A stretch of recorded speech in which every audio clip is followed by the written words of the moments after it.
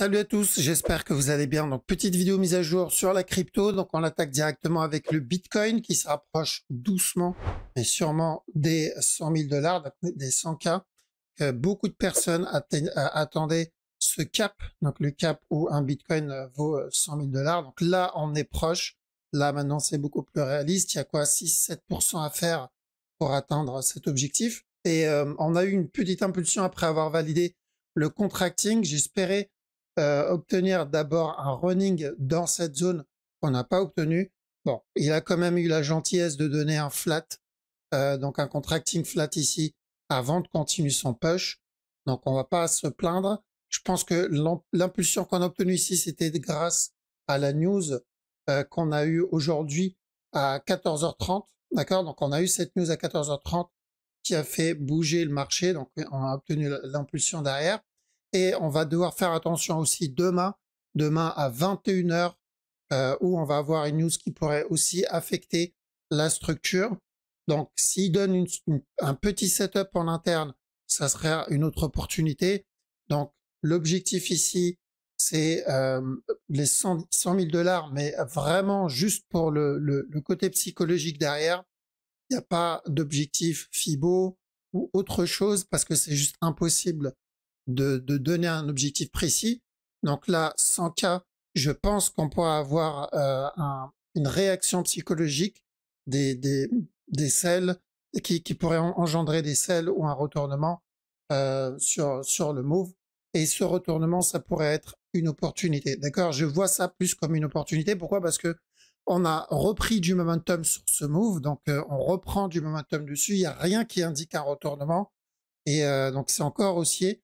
Et on veut qu'il corrige un minimum. D'accord? On veut une petite correction au moins 4 heures. Ce serait pas mal. 1 heure, 4 heures. Donc pas spécialement de la même amplitude que ça, mais pourquoi pas la moitié, par exemple, une structure corrective de la même amplitude que ça, donc un regular flat comme celui-là, ça serait très bien.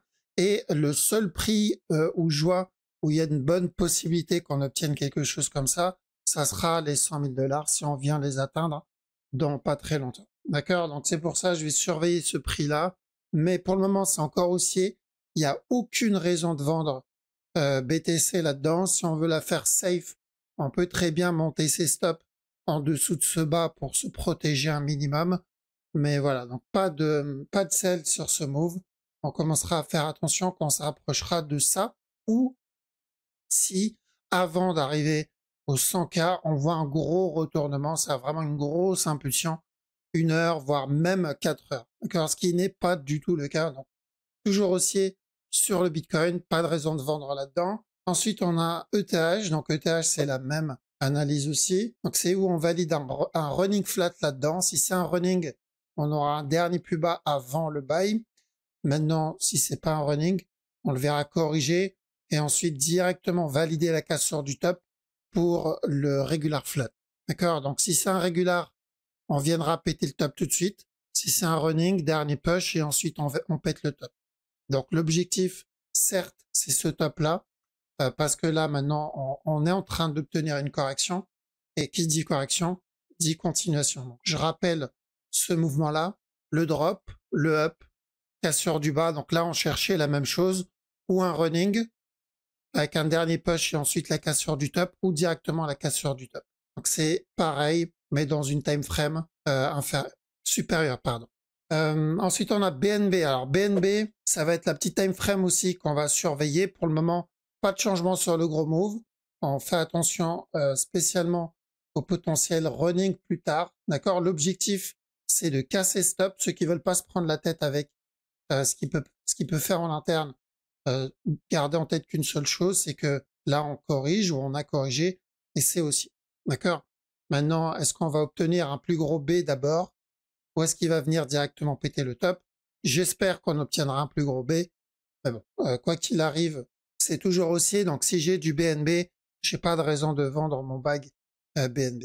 Après, sur la time frame, donc plutôt 1 heure. 1 heure, ça va être pareil, je cherche plutôt un push. Donc ça, je le considère comme l'impulsion, ce qu'il fait comme une correction. Donc je cherche encore de l'achat sur le BNB, le DOT. Ça va être pareil aussi, mais plus en interne. D'accord? Donc là, c'est juste une correction et je cherche de l'achat pour revenir péter le top. Donc on invalide le running 15 minutes. D'accord? Petit rappel, hein, c'est invalidé parce qu'on a cassé le bas précédent. Donc ça se valide pardon, comme un running, un contracting. Et donc ce qu'il donne ici, ou une correction terminée, casser le top, on va avoir un autre push, et ensuite on casse le top.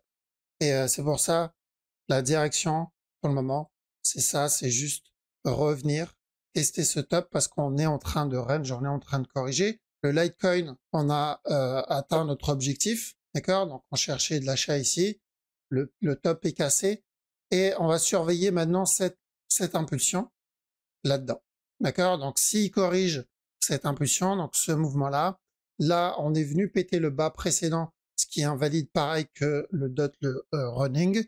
Donc on se retrouve avec un contracting ici. Donc même chose, revenir tester le top ou directement, ou on va avoir un flat avant de venir le péter. D'accord? Donc même chose, s'il y a des buy setup, ça se tente. Le sol, ça va être pareil aussi. Alors lui, on n'a pas cassé le bas. Ok, on n'a pas cassé le bas, mais je ne pense pas que ça soit un running non plus. Je pense qu'on est en train de valider ça en interne. Et là, ça va être la même chose. D'accord? Donc cassure du top, mais si on prend un scénario un peu plus pessimiste et qui vient péter le bas encore une fois, ça reste aussi. D'accord? Donc on retient que ça, c'est l'impulsion. Ce qu'il donne, c'est la correction. Et on va revenir encore une fois péter le top, le VET, kiff kiff, c'est la même chose. Je considère ça comme la structure corrective et ensuite encore un push, voir ensuite la correction si ça va être un truc plus complexe ou si on l'a déjà fini parce que voilà, on a notre mouvement en 3 temps, techniquement, on peut considérer ça comme un flat, même si oui, c'est plutôt agressif. Celui-là est encore plus agressif, d'accord? Donc le Atom en cherchait de l'achat. Donc normalement, on s'est déjà payé, on est rentré au plus bas et on a pris nos TP à la cassure du top, en tout cas TP partiel. Donc on peut laisser le reste tourner. On n'est pas obligé de tout couper parce que je m'attends aussi à une structure corrective. Donc ou un plus gros flat. Là, ça serait beaucoup mieux s'il donne ça, d'accord? Parce que on réduit les probabilités d'un régular 4 heures et ensuite le push. S'il vient péter le top directement, bon bah tant mieux si on a pris le buy plus bas, mais tant pis pour ceux qui n'ont pas pris le buy et qui veulent prendre le buy plus haut. Pourquoi? Parce que la structure ne sera pas très propre dans ce cas-là. Donc si je le vois corriger ici, c'est beaucoup mieux. Pourquoi? Parce que si je le vois me donner un B, un C, ça augmente les probabilités du buy. C'est la même chose que ça. D'accord? Donc c'est une structure de continuation. Et ce qui fait qu'on invalide doucement la possibilité de ce regular flat. Parce qu'un regular flat, s'il donne pas de correction, il s'éloigne pas, c'est revenir péter le bas. Alors voilà pourquoi on a besoin d'une confirmation si on veut le buy. Et ça concerne beaucoup de structures. Ça concerne le VET, là-dedans. C'est la même chose sur le VET. J'ai besoin d'une correction ou qui s'éloigne du top, d'accord, si je veux invalider ce régular. Tant que je n'ai pas ça, le régular ici est toujours possible. Donc pour le moment, ça semble correctif, espérant qu'il va donner quelque chose de plus grand et pas qu'il vienne péter le top directement. D'accord. Même chose sur le dot aussi. D'accord. J'espère vraiment qu'il va corriger, qu'il va prendre le temps de corriger. Parce que c'est que comme ça qu'on réduit les chances d'obtenir le drop. Alors que s'il vient directement péter le top, on pourra juste avoir une fin de structure et on aura toujours la possibilité du régular. D'accord? Donc voilà pourquoi je préfère qu'il prenne le temps, qu'il n'explose pas tout de suite, mais ça change pas vraiment la direction. D'accord? On cherche toujours au moins revenir péter le top encore une fois. Sur la majorité des cryptos, bon, BTC, lui, il a déjà fait. FET, c'est pareil. Sur la grosse time frame, l'objectif ne change pas malgré le retracement. Par contre, attention à une structure un peu plus grande, un peu plus complexe. Donc, c'est où on a terminé le régular et on va avoir la cassure du top comme on l'a déjà vu. Ou sinon, il va donner un truc un peu plus important. Donc, on va revenir tester le bas et ensuite, on aura le régular plus tard. D'accord?